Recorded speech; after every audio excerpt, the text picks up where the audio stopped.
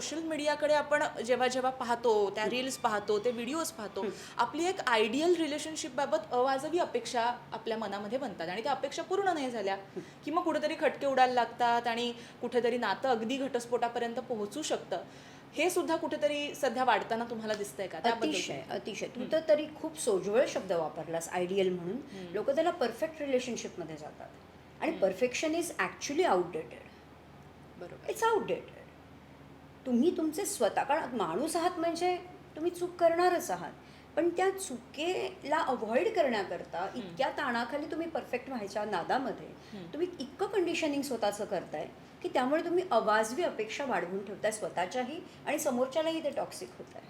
खरी गोष्ट आहे. आणि मग टॉक्सिक रिलेशनशिप कुठे ना कुठेतरी घटस्फोटापर्यंत किंवा नातं तुटण्यापर्यंत कारणीभूत ठरते का? मी असं म्हणेन की इनिशियली आता तो स्लीपिंग डिवोर्स हा काही टर्मिनॉलॉजी आली आहे, त्याच्यामुळे स्लीप बरं. डिवोर्समध्ये ती लोक त्याला जातात ॲक्च्युली. वेगवेगळ्या बेडरूममध्ये झोपणं, एकमेकांबरोबर न झोपणं, that is what called as a slip divorce. आता अच्छा. इथून मग जेव्हा त्यांच्यामध्ये थोडीशी गॅप निर्माण होते, I would say emotional intimacy नसते, म्हणजे दे लूज दॅट, आणि इव्हेंच्युअली फिजिकल इंटिमसी पण.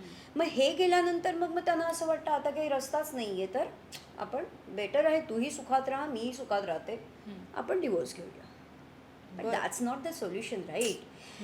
टुडेज जनरेशन, मी परत सांगते, मिलेनियल्स इतक्या जवळचे आहेत माझ्या, त्यांच्याबरोबर काम करताना मला हे जाणवतं आहे की त्यांना कमिटमेंट हवी आहे, नक्कीच हवी आहे, पण त्याकरताच कसं डील करायचं आहे. लग्न इज ओके, पण संसार नाही ना तुम्हाला सांभाळता येत आहे, then why are you getting married? माझा साधा सोपा प्रश्न आहे. बर. Then why are you getting married? Just because लग्न संस्था आहे हो. ती टिकवून ठेवायची म्हणून तुम्हाला लग्न करायचं आहे का लग्नाच्या नेक्स्ट डे जो संसार सुरू होणार आहे त्याला सांभाळायचं ज्ञान घेऊन मग लग्न करायचं? That is completely your. जसं आपण इमोशनल इन्व्हॉल्वमेंट बाबत बोलतो, नात्यामध्ये इमोशनल इन्व्हॉल्वमेंट कितपत असणं गरजेचं आहे आणि जर ती नसेल तर मग ते नातं नात्यामध्ये नाही राहावं का? दोघांकडेही नसेल तर नात्यामध्ये नाही राहावं हा खूप सोपा सरळ मार्ग आहे, राईट? बरं. पण मी असं नाही म्हणणार, ऑफकोर्स नाही म्हणणार. कारण तुम्हाला जर वाटतंय की इमोशनल इन्व्हॉल्वमेंट नाही आहे तर आपण नात्यातनं बाहेर पडूया, हे खूप सरफेस लेवलला बोलताय तुम्ही. माझा प्रश्न आहे का नाही आहे? माझा प्रश्न आहे का नाही आहे याचं रूट कॉज काढताय का? ह्याकरता काही खटपट करताय का? ह्याकरता काही करण्याची गरज वाटते का? If it is not, then you are not married. You are definitely not married. कुणाला तरी एकाला तरी त्याच्यामध्ये वाटायला पाहिजे की अरे हे का होतं ह्याचं मी रिझनिंग तरी शोधतो किंवा शोधते. पण बरेचदा असं होतं ना की मी त्यासाठी रिझनिंग शोधते किंवा हे करते, पण समोरच्या माणसाला आपण नकोच होत, त्यांना नकोसच आपण झालेलो आहे. तू जर शोधतेस किंवा शोधतोयस कोणी एखादा पार्टनर, हां. तर त्याच्यातनं कुठेतरी तुम्हाला पुढच्या लेवलला जाणं गरजेचं आहे. गुगल सर्च आणि ChatGPTवरती हे आन्सर्स मिळतील का? चला, आन्सर्स मिळतील, पण इम्प्लिमेंट कशी करायची हे सांगणार आहेत का? इट्स व्हेरी सब्जेक्टिव्ह ना, कारण तुझी केस, त्याची केस, दुसऱ्यांची केस ही वेगवेगळी असते.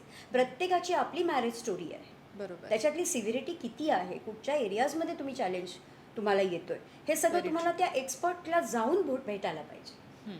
Here I am not at all telling की लीना परांजपेकडेच या, नको, तुम्ही कुठच्याही एक्सपर्टकडे जा, पण ते जाणं गरजेचं आहे ना. बरोबर. जर तुम्हाला एखादं डील करायला नाही येत आहे तर you need to learn the dealing technique. मग जा, शिका आणि स्टार्ट रिपेअरिंग. कोणाला पाहिजे की दोघंही गरजेचे आहेत? I would say it's only in global couples. Let me tell you Gargi, हां. one of the partners is a solution provider or solution seeker.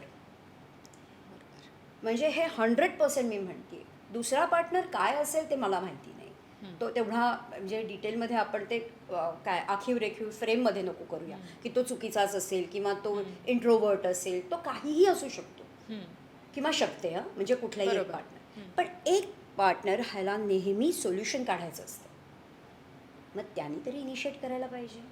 Very true. प्रॉब्लेमला solution शोधा ना तुम्ही. तुटणं हा ऑप्शन नाही आहे. तोडणं हा ऑप्शन, आणि इट इज व्हेरी, मी नेहमी म्हणते divorce lawyers are cheaper than मी.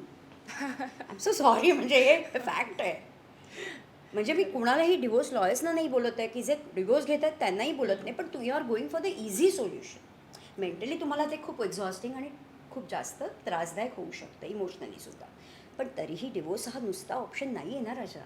खरी गोष्ट आहे. You need to restore it. त्याकरता रिझनिंगला जायला पाहिजे, रूट इश्यू काढणं गरजेचं आहे.